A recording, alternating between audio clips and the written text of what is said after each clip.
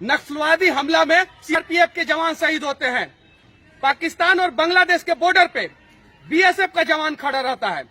चीन के बॉर्डर पे आईटीबीपी का जवान खड़ा रहता है। नेपाल के बॉर्डर पे एसएसबी का जवान खड़ा रहता है। इस देश के लोग जवान तो उसे कहते हैं, लेकिन इस देश की राजनीतिक पार्टियां उन्हें शहीद नहीं मानती है और शहीद का दर्जा नहीं देती है। भारतीय सेना नाम सुनते ही हमारा सीना 56 इंच का हो जाता है।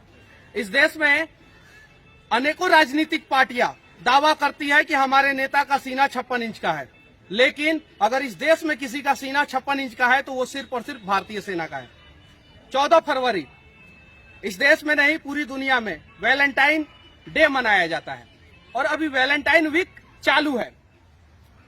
शायद लोगों को यह भी नहीं पता है कि 14 फरवरी के ही दिन पिछले साल हमारे देश के 40 जवान शहीद हो गए थे पुलवामा अटैक में, और हम उन जवानों को भूल चुके हैं। राजनीतिक पार्टियां जातिवाद में बांट दी, धर्म में बांट दी इस देश को, और यहां तक कि जवानों को भी दो भाग में बांट दी।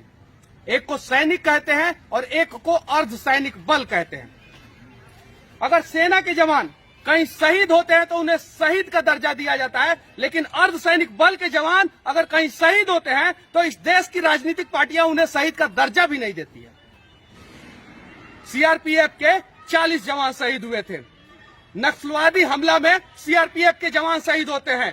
पाकिस्तान और बांग्लादेश के बॉर्डर पे बीएसएफ का जवान खड़ा रहता है। चीन के बॉर्डर पे आईटीबीपी का जवान खड़ा रहता है। नेपाल के बॉर्डर पे एसएसबी का जवान खड़ा रहता है। इस देश के लोग जवान तो उसे कहते हैं, लेकिन इस देश की राजनीतिक पार्टियां उन्हें शहीद नहीं मानती है और शहीद का दर्जा नहीं देती है।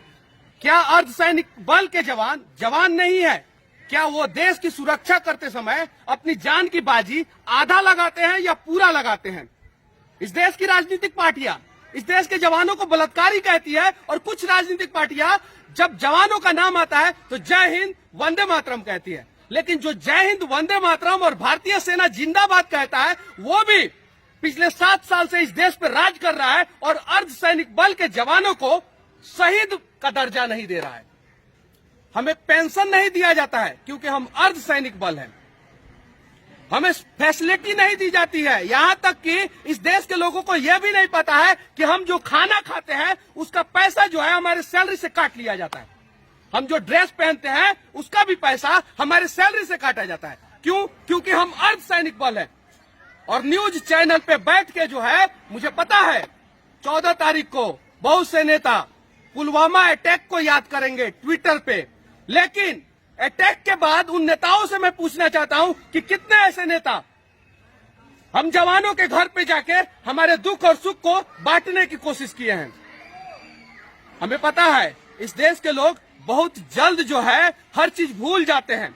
हम जब सड़कों पे निकलते हैं तो कोई हमें जय हिंद भी नहीं कहता है, कोई हमें याद भी नहीं करता है, लेकिन अगर हम शहीद हो जाते हैं तो हमारे शहादत में सोशल मीडिया पे आंसुओं का सैलाब ला देते हैं। सिर्फ एक दिन हमें क्यों याद करोगे यार? हम अपना जीवन जो है कुर्बान कर देते हैं इस देश की रक्षा के लिए, इस देश के लोगों की रक्षा के लिए, लेकिन हमें लोग अपनी खुशियों में नहीं शामिल करते हैं, अपने त्योहारों में नहीं शामिल करते हैं। सिर्फ और सिर्फ सोशल मीडिया पे जय हिंद वंदे मातरम और भारतीय सेना जिंदाबाद का नारा लगाते हैं। कितने लोग दिवाली के दिन पे किसी जवान के घर पे जाते हैं? क्या आपको पता है आप इस देश में सुरक्षित है क्योंकि एक जवान बॉर्डर पे देश की सुरक्षा कर रहा है? कितने लोग होली के दिन एक जवान के घर पे जाते हैं? टीवी चैनलों पे आप बैठ जाइए तो 2 धड़े में बटे हुए राजनीतिक पार्टियों के लोग, एक धड़ा हमें बलात्कारी कहता है तो दूसरा धड़ा हमें सम्मान सिर्फ टीवी चैनल पे देता है। सच्चाई यह है कि जमीन पे वो भी धड़ा हमें सम्मान नहीं देता है। पुलवामा हमला हुआ था इस देश पे, कितने लोगों को पता है कि क्यों हुआ था और क्या उसका जांच रिपोर्ट आया है? किसी को नहीं पता है। हमारे शहादत पे इस देश में जबरदस्त राजनीति किया जाता है। छत्तीसगढ़ में 76 सीआरपीएफ के जवान शहीद हो गए, आज तक पता नहीं चला कि वो शहीद क्यों हुए। पुलवामा हमला हुआ, आज तक पता नहीं चला कि हमारे जवान शहीद क्यों हुए, और हमें अर्धसैनिक बल कहा जाता है। और पाकिस्तान और बांग्लादेश के बॉर्डर पे बीएसएफ के जवान फ्रंट लाइन वॉरियर कहलाते हैं। चीन के बॉर्डर पे आईटीबीपी के जवान फ्रंट लाइन वॉरियर कहलाते हैं, नेपाल के बॉर्डर पे एसएसबी के जवान फ्रंट लाइन वॉरियर कहलाते हैं। और नक्सलवादियों से लड़ने में सबसे अहम योगदान सीआरपीएफ का होता है। तो हमें शहीद का दर्जा इस देश की राजनीतिक पार्टियां क्यों नहीं देती है? क्या आप हमें शहीद का दर्जा दे दोगे तो हम आपसे पैसा मांगने जा रहे हैं या हमारा भत्ता बढ़ा दोगे? नहीं, हमें एक दर्जा चाहिए, हमें एक सम्मान चाहिए। कम से कम हम शहीद हो रहे हैं तो हमारी शहादत का मजाक मत बनाओ और हमें शहीद का दर्जा दे दो। हमें इस देश के लोगों से सिर्फ इतना ही उम्मीद है कि जहां भी भारतीय सेना के जवान को देखें, कम से कम एक बार जय हिंद जरूर कहें। और किसी भी बड़े त्योहार या छोटे त्योहार में हमारे परिवार वालों को समय जरूर दें, क्योंकि हम आपकी सुरक्षा के लिए बॉर्डर पे खड़े हैं। और इस देश के राजनीतिक पार्टी से सिर्फ और सिर्फ एक ही हम विनती करना चाहते हैं, हम कभी हड़ताल नहीं करते, हम अपना मांग मनवाने के लिए कोई आंदोलन नहीं करते। हमें सिर्फ और सिर्फ एक ही चीज चाहिए कि हमें शहीद का दर्जा दे। यह वीडियो सिर्फ और सिर्फ अर्धसैनिक बल के जवानों को सम्मान दिलाने के लिए मैं बना रहा हूं। उम्मीद है कि अगर ये वीडियो आप लोगों को अच्छा लगेगा तो राजनीतिक पार्टियों के नेताओं तक हमारी बातों को पहुंचाएंगे, ताकि जो है अर्धसैनिक बल के जवानों को भी इस देश में सम्मान मिल सके।